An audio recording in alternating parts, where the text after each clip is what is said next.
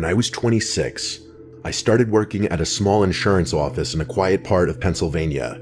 The kind of office that's tucked behind a strip mall with one long row of desks, flickering fluorescent lights, and the smell of coffee at all hours of the day. It wasn't glamorous, but it paid the bills, and I liked most of the people there. The job could get boring, especially on slow days when the phones barely rang, but it was easy money. I usually worked the day shift, but on this particular Friday, I was scheduled to help close up the office because we were behind on filing a batch of client records. There was a big storm warning that afternoon, the kind that takes over the entire local news broadcast. The moment I woke up and looked out the window that morning, I knew it was going to be a dark, stormy day, and around 3 o'clock, the rain started to pour so heavily you couldn't see the end of the street. The thunder came soon after, shaking the windows every few minutes. Honestly, I was personally enjoying the ambiance of the storm. Then the manager decided to let most of the employees leave early before it got worse, but a couple of us volunteered to stay to finish some paperwork. The only other person who stayed was a guy named Tom, who had just started working there about 2 weeks prior. He was in his early 30s, tall, quiet, and sort of off-putting in a way I couldn't describe. I wouldn't say creepy, just strange. He never said much to anyone, but he was always nearby. If I went to make coffee, he'd be there 2 minutes later. If I was restocking paper, he'd show up pretending to do the same thing. I figured he was just socially awkward. When 5 o'clock hit, the storm was in full force. I swear, every few seconds lightning flashed, followed by thunder that made the floor vibrate. The office felt emptier than usual, and the usual hum of lights was replaced by the sound of the storm. Tom was sitting at his desk a few rows down, typing something on his computer that looked like nonsense from where I sat. Every time I looked up, I could see him glancing over in my direction. At first, I tried to focus on my work, but after an hour or so, I realized I hadn't seen him get up once. Around 6:30, the power started flickering. Both of us made the same nervous laugh when the lights dimmed, but he didn't say anything. The next flicker lasted longer, and when the power finally went out completely, the office went silent except for the rain. The emergency lights kicked in, leaving everything bathed in a faint orange glow. I said something about maybe it being a good time to head out, but Tom didn't respond. I heard the sound of keys jingling, and then the front door locking. He muttered something about how it wasn't safe to go outside right now. I thought maybe he was just trying to be helpful, but something about the way he said it gave me chills. I went to grab my bag and jacket, figuring I'd wait it out for a few minutes before heading home. The power outage made the whole building feel smaller. The emergency lights barely lit the hallways, and the storm outside was deafening. When I came back toward the front, Tom was standing near the door, just staring out into the dark parking lot. The rain was falling so heavily you couldn't see anything past the glass.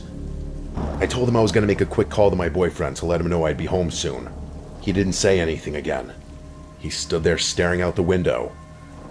I walked toward the break room, but when I tried using my phone, there was no signal. I figured the storm must have knocked out the tower. I tried the landline, but the line was dead too.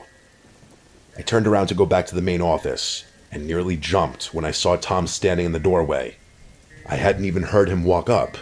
He was holding a small flashlight under his chin, casting shadows up his face. He had this half smile like he thought it was funny. I forced a nervous laugh and told him he scared me.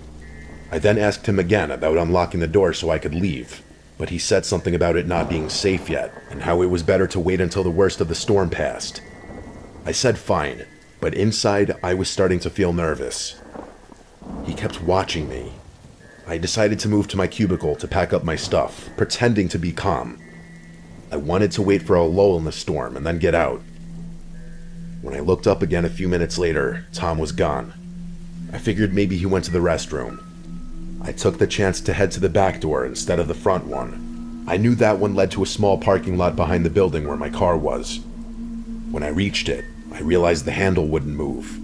The door was chained shut from the inside, like someone had looped a chain and padlock around it. We had never done that before. I turned around and saw the faint glow of the flashlight coming from down the hallway. I ducked into the supply closet next to the break room and closed the door quietly, trying to keep my breathing under control. I could hear Tom walking slowly through the hall, and then I heard him call my name. He sounded like he was trying to sound comforting. He said he just wanted to make sure I was safe. I didn't move or say a word. My heart was pounding so hard I thought he could probably hear it. He walked past the closet, and for a few seconds, I could see the thin strip of light from the flashlight shining under the door. Then it disappeared. A loud crack of thunder made the building shake. The sound of rain got even louder for a second, and I realized part of the roof above the break room must have been leaking. I waited, I'd estimate 10 minutes, before I finally worked up the nerve to open the door a little. The hall was empty.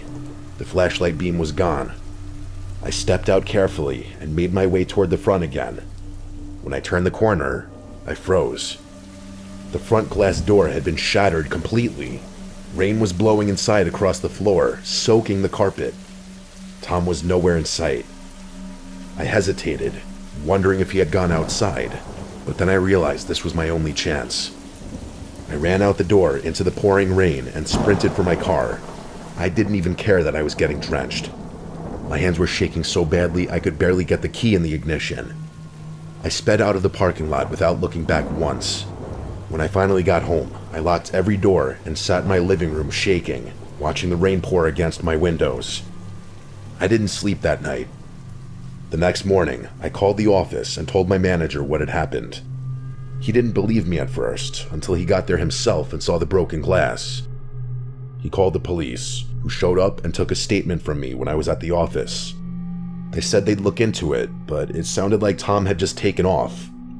His car was still in the lot, unlocked, with the keys sitting on the driver's seat. His phone, wallet, and a few personal items were still inside.